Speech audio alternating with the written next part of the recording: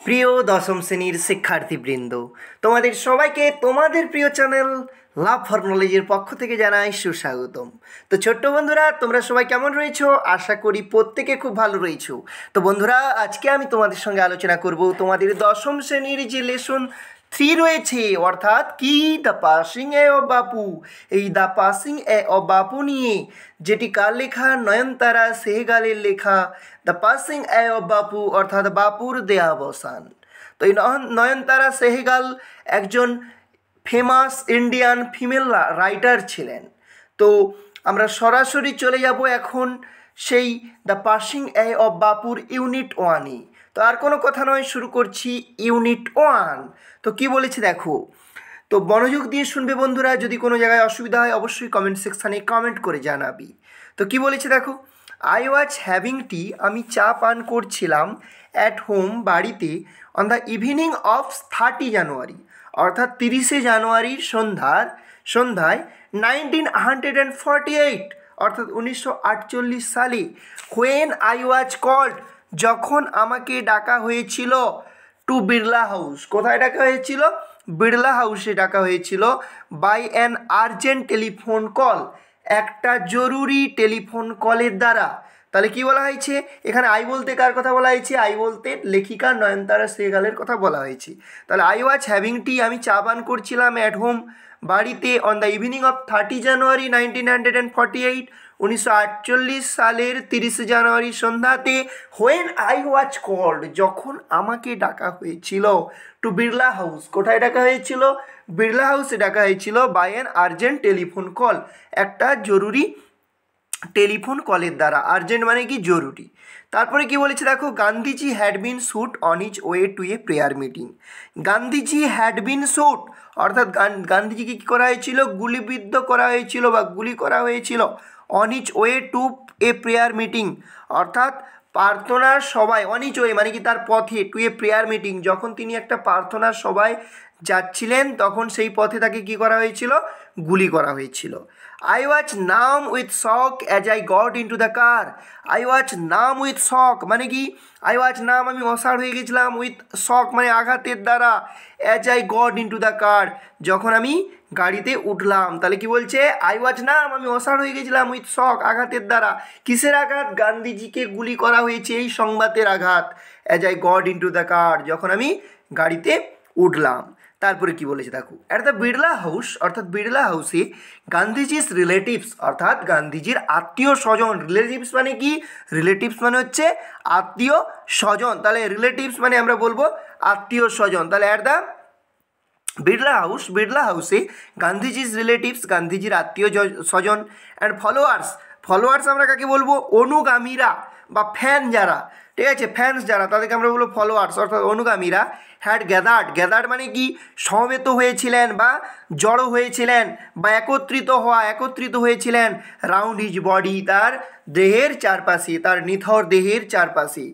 There was silence in the room as Gandhiji breathe his last. There was, সেখানে ছিল, silence মানে নীরবতা, in the room সেই রুমটিতে, কক্ষটিতে, as Gandhiji breathe his last, যেখানে গান্ধীজি তার শেষ নিঃশ্বাস ত্যাগ করেছিলেন। ওয়ার্ডস অফ বাপুজিস ডেথ, অর্থাৎ বাপুজির মৃত্যুর খবর। ওয়ার্ডস অফ বাপুজিস ডেথ মানে কি?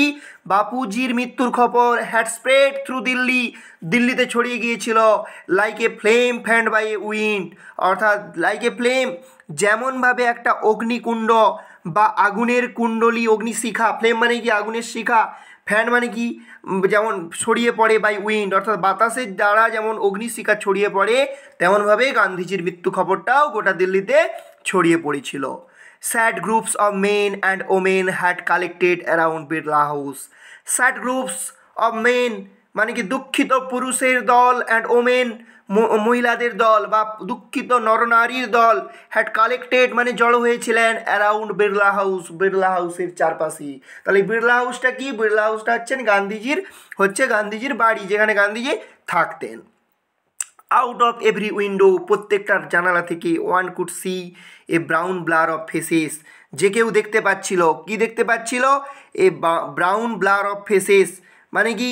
একটা অস্বচ্ছ মুখ বা আবসা মুখ, বাদামি মুখ দেখা যাচ্ছিল বা যে কেউ দেখতে পাচ্ছিল।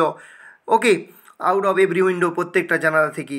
দে ডিড নট মেক সাউন্ড, তারা কোনো শব্দ করছিল না। They did not make sound, তারা কোনো শব্দ করছিল না। There was an unnatural silence, সেখানে একটা অস্বাভাবিক নিস্তব্ধতা বিরাজ করেছিল। তাহলে there was an unnatural, unnatural মানে কি অস্বাভাবিক, ঠিক আছে, সাইলেন্স অর্থাৎ সেখানে একটা অস্বাভাবিক নীরবতা কী হয়েছিল, বিরাজ করেছিল। তারপরে কি বলেছে দেখো, it was as if time stood still for those few minutes. It was as if, এটা মনে হচ্ছিল যেন, টাইম স্টুড সময় থেমে গেছিলো, স্টিল মানে স্থির হয়ে গেছিলো, ফর দোজ ফিউ মিনিটস সেই কয়েকটা মুহূর্তের জন্য বা কয়েকটা মিনিটের জন্য সময় কী হয়ে গেছিলো, যেন স্তব্ধ হয়ে গেছিলো। চলে যাবো আমরা পরবর্তী যে প্যারা রয়েছে সেখানে।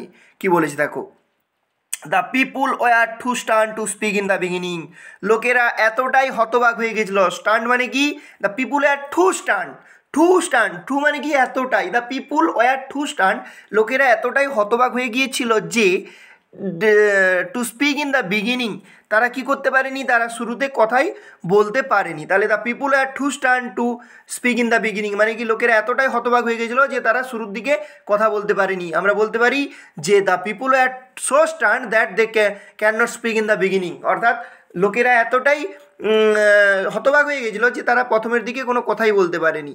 লেটার, তারপরে দে ক্ল্যামার্ড ওয়াইডলি মানে কি তারা উচ্চস্বরে চিৎকার করছিল, অ্যান্ড ক্রাইং কাঁদছিল। ক্ল্যামার্ড ওয়াইডলি মানে উচ্চস্বরে চিৎকার করছিল, শাউটিং মানে চিৎকার করছিল, অ্যান্ড ক্রাইং মানে কি কাঁদছিল। তারপরে কি বলছে দেখো, যে জসেলড অন অ্যানাদার, তারা একে অপর কী করছিল, ঠেলাঠেলি করছিল। In a stampede to break in to the house মানে কি তারা একে অপরকে ধাক্কাধাক্কি করতে লাগলো, কিসের জন্য, সেই বাড়ির মধ্যে প্রবেশ করার জন্য, বা আমরা বলতে পারি তারা বাড়িতে প্রবেশের জন্য হুড়োহুড়িতে একে অপরকে কী করতে লাগলো, ধাক্কাধাক্কি করতে লাগলো। তাহলে যে জসেলড অন অ্যানাদার, জসেল মানে ঠেলাঠেলি করা, অন অ্যানাদার একে অপরকে কী করতে লাগলো, ঠেলাঠেলি করতে লাগলো। In stampede to break in to the house সেই বাড়ির মধ্যে প্রবেশ করার জন্য। দে কামড এ লিটিল, তারা কিছুটা শান্ত হয়েছিল। When it was announce that, যখন এটা ঘোষণা করা হয়েছিল যে they would be allowed to see, তাদেরকে অনুমতি প্রদান করা হবে, টু সি দেখতে গান্ধীজিকে বিফোর দ্য ফিউনারাল, অর্থাৎ গান্ধীজির শেষকৃত্যের পূর্বে তাদেরকে দেখতে দেওয়া হবে। যখন এটা তাকে ঘোষণা করা হয়েছিল তখন তারা কিছুটা শান্ত হয়েছিল। তো বন্ধুরা এখানে কিছু কিছু শব্দ রয়েছে, যেমন দেখো স্টান্ড মানে কি স্তম্ভিত হওয়া বা বিহবল হওয়া, স্পিক মানে কথা বলা, বিগিনিং মানে কি শুরুতে, তারপর রয়েছে ক্ল্যামার্ট মানে কি যে দে ক্ল্যামার্ট ওয়াইডলি, ক্ল্যামার্ট মানে কি, ক্ল্যামার্ট মানে চিৎকার করলো, ওয়াইডলি মানে কি উত্তেজিত হয়ে বা দিশেহারা হয়ে। তারপরে একটি শব্দ রয়েছে দেখো শাউটিং মানে চিৎকার করছে, ক্রাইং মানে হচ্ছে কাঁদছে, জসেলড মানে ধাক্কা দিচ্ছিল বা একে অপরকে ছেলছিল, স্ট্যাম্পেড মানে কি হুড়োহুড়ি করা, স্ট্যাম্পেড মানে কি হুড়োহুড়ি করা, ব্রেক ইনটু মানে কি বলপূর্বক প্রবেশ করা, কামড এ লিটিল, কামড মানে কি, কামড মানে তারা কিছুটা শান্ত হয়েছিল। When it was announce that, যখন এটা ঘোষণা করা হয়েছিল, দ্যাট যে they would be allowed to see, তাদেরকে দেখতে দেওয়া হবে গান্ধীজিকে বিফোর দ্য ফিউনারেল মানে কি শেষকৃত্য বা অন্ত্যেষ্টিক্রিয়ার পূর্বে। তারপরে কি বলেছে দেখো, when one is faced with the shock of a love one's death, অর্থাৎ যখন একজন ভালোবাসার মানুষকে হারানোর মুখোমুখি হয়, তাহলে when one is faced with the shock of a love one death, ভালোবাসার মানুষটিকে হারানোর আঘাতে যখন কেউ পায়, ঠিক আছে, ওয়ান হুইম্পার তখন সে কি করে, তখন সে অভিযোগ করে। হুইম্পার্স মানে কি বিলাপ করা বা অভিযোগ করা। কি অভিযোগ করে, what will become of me, এখন আমার কি হবে, what will become of me, এখন আমার কি হবে, now that he has leaved me, কেন, কারণ সে আমাকে ছেড়ে চলে গেছে। অর্থাৎ যখন একজন ব্যক্তি তার প্রিয়জন তাকে ছেড়ে চলে যায় তখন সে বিহবল কণ্ঠে বলে ওঠে যে এখন আমার কি হবে, সে তো আমাকে ছেড়ে চলে গেছে, আমি কাকে নিয়ে বাঁচবো। অর্থাৎ আমি যদি একটা স্বামী স্ত্রীর কথা করি, একজন স্বামী তার স্ত্রীকে প্রচুর ভালোবাসতো, হঠাৎ করে তার স্ত্রী কী হলো, মারা গেল, তাহলে সে তখন বিলাপ প্রকাশ করছে, সে অভিযোগ করছে যে এখন আমি কাকে নিয়ে বাঁচবো, কার সঙ্গে থাকবো, কি হবে আমার। সেরকমই গান্ধীজি হচ্ছে সারা ভারতবাসীর কাছে কী ছিল, একটি অমূল্য রত্ন ছিল, বা সারা ভারতবাসীর একটি বটগাছ ছিল এই গান্ধীজি। তো গান্ধীজি যখন মারা যাচ্ছে তখন প্রত্যেকটি ভারতীয় জনতা বলছে যে এখন আমাদের কি হবে, গান্ধীজি যে আমাদের আন্দোলনের সবার আগে দাঁড়াতো, যে আমাদেরকে নেতৃত্ব দিত, যে ছিল আমাদের আন্দোলনের নেতা, সে তোই আমাদেরকে ছেড়ে চলে গেল, তাহলে আমাদের কি হবে এখন। তারপরে কি বলছে দেখো, this was surely the question uppermost in the mind of the mourning people, this was surely the question, এই প্রশ্নটি নিশ্চিতভাবে প্রত্যেকের মধ্যে ছিল, uppermost in the mind of the mourning people, অর্থাৎ মর্মাহত জনগণের মাথায় অবশ্যই এই প্রশ্নটি ছিল। They looked like lost child, তাদেরকে দেখে মনে হচ্ছিল যেন তারা তাদের শিশুকে হারিয়ে ফেলেছি। It was the question in many of our hearts as we sat, এই প্রশ্নটা আমাদের প্রত্যেকের মনেই জেগে উঠেছিল যখন আমরা বসেছিলাম। স্টিল শক, তখনও পর্যন্ত আমরা আঘাত পেয়েছিলাম। অ্যান্ড আনবিলিভিং, অবিশ্বাস করছিলাম। We listen to the broadcast, আমরা শুনতে পেলাম। টু দ্য ব্রডকাস্ট, সম্প্রচার। Telling the people of India, ভারতীয় জনগণকে বলা হচ্ছে দ্যাট যে দেয়ার বাপু আজ নো মোর, তাদের বাপু আর বেঁচে নেই। তো বন্ধুরা আমি আবার এই প্যারাটা আরেকবার আলোচনা করে দিচ্ছি, দেখো। When one is faced with the shock of a love one's death, অর্থাৎ ভালোবাসার মানুষটিকে হারানোর আঘাত যখন কেউ পায়, তখন ওয়ান হুইম্পার্স, তখন একজন কি করে, অভিযোগ করে। What will become of me now that he has left me, অর্থাৎ এখন আমার কি হবে কারণ সে আমাকে চিরতরে ছেড়ে চলে গেছে। This was surely the questions uppermost in the minds of the mourning people, অর্থাৎ নিশ্চিতভাবে এই প্রশ্নটি শোকাহত মানুষগুলির মধ্যে সর্বাগ্রে স্থান করেছিল, বা প্রত্যেকটি শোকাহত মানুষের মধ্যে নিশ্চিতভাবে এই প্রশ্নটি এসেছিল। They look like lost children, তাদেরকে দেখে হারানো শিশুর মতো মনে হচ্ছিল।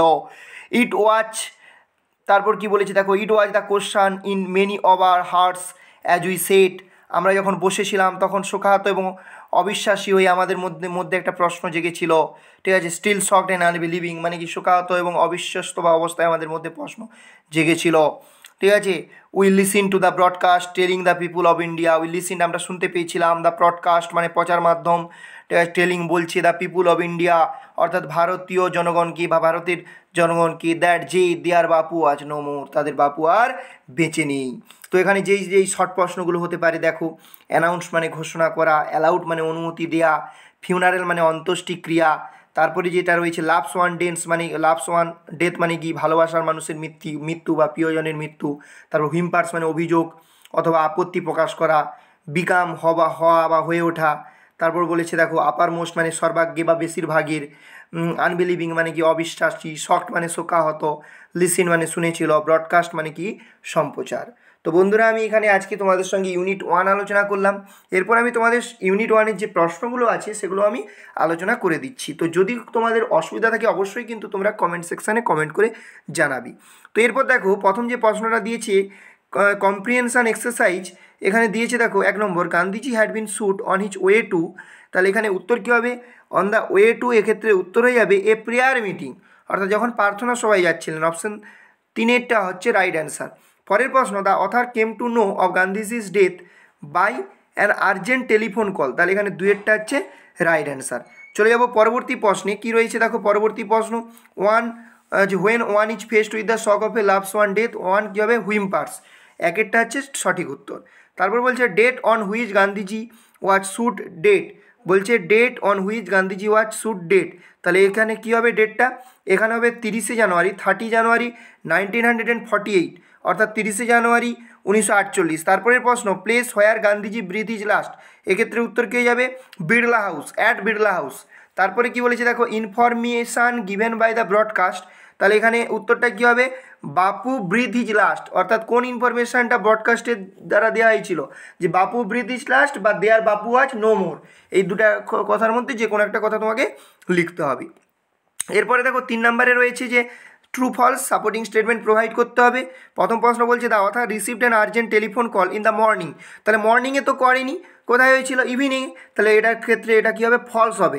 এবং উত্তরটা কী হবে, যে সাপোর্টিং স্টেটমেন্টটা কী হবে, I was having tea at home on the evening of 30 January 1948 when I was call to Birla house by an urgent telephone call. তুমি এরকমভাবে বইয়ের ভাষাও লিখতে পারো, কিংবা তুমি লিখে দিতে পারো the author received an urgent telephone call in the evening, in the মর্নিংয়ের জায়গায় কী লিখে দেবে, ইন দ্য ইভিনিং, তাহলে বইয়েরটাও লিখতে পারো, কিংবা আমি যেটা বললাম the author received an urgent telephone call in the মর্নিংয়ের জায়গায় ইন দ্য ইভিনিং করে দেবে, তাহলেই তোমার সাপোর্টিং স্টেটমেন্ট হয়ে যাবে। পরের প্রশ্ন, people attempted to break in to the Birla house, তাহলে এটা কী হবে, এটা ট্রু হবে, তাহলে সাপোর্টিং স্টেটমেন্টটা কী হবে, they jostled one another in a stampede to break in to the house, এটাই হচ্ছে সাপোর্টিং স্টেটমেন্ট হবে। পরের প্রশ্ন, the news of Gandhiji's death did not shock the people, তাহলে এটা ঠিক না ভুল হবে, এটা ফলস, মানে নিউজ অফ গান্ধীজির ডেথ, গান্ধীজির মৃত্যুর খবরটা জনগণকে কী করেনি, আঘাত দেয়নি, সেটা একটা ফলস। তাহলে এর সাপোর্টিং স্টেটমেন্ট কী হবে? It was the question in many of our hearts as we sat still shocked and unbelieving. তাহলে it was the question in many of our hearts as we sat still shocked and unbelieving. এটি হচ্ছে তোমার supporting statement হবে। তো বন্ধুরা, আজকে আমি unit 1 নিয়ে আলোচনা করলাম, পরের ভিডিওতে ইউনিট 2 নিয়ে আলোচনা করব। যদি ভিডিওটি ভালো লেগে থাকে তাহলে অবশ্যই একটি লাইক করবে, সেই সঙ্গে শেয়ার করবে, বিকজ শেয়ারিং ইজ কেয়ারিং, এবং চ্যানেলটি সাবস্ক্রাইব করে পাশে থাকার আর্জি রইল। তো ভিডিওটি দেখার জন্য অসংখ্য ধন্যবাদ তোমাদের সবাইকে।